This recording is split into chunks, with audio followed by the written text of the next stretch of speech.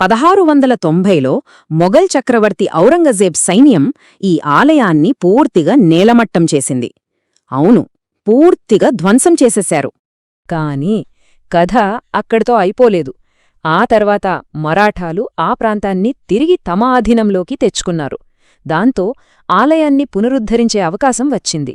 1755 నుంచి 1786 మధ్యకాలంలో పీష్వా నానాసాహెబ్ ఆలయ పునర్నిర్మాణానికి పూనుకున్నారు. ఎంత ఖర్చు పెట్టారో తెలుసా? అక్షరాల 16 లక్షల రూపాయలు. ఆ రోజుల్లో అది ఊహించలేని మొత్తం. దాని విలువ ఇప్పుడు లెక్కగడితే వేల కోట్ల రూపాయలుంటుంది.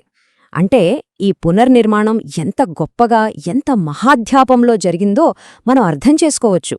ఇది కేవలం డబ్బు ఖర్చు పెట్టడం కాదు, తమ విశ్వాసాన్ని, తమ సంస్కృతిని మళ్లీ నిలబెట్టుకోవడానికి చేసిన ఒక గొప్ప ప్రయత్నమన్నమాట. అందుకే ఈనాడు ఈ ఆలయం ఎంతో దృఢత్వానికి నిదర్శనంగా నిలుస్తోంది. ఒక చైతన్యవంతమైన విశ్వాస కేంద్రంగా, లక్షలాది మందికి ఆధ్యాత్మిక కేంద్రంగా ఉంది. ఇది కేవలం ఒక ఆలయం కాదు, ఇదొక పవిత్ర స్థలాల సముదాయం. ఇక్కడ కుశవర్తకుండముంది, గోదావరి నది మొదట నిలిచిన పవిత్ర సరస్సు అదే.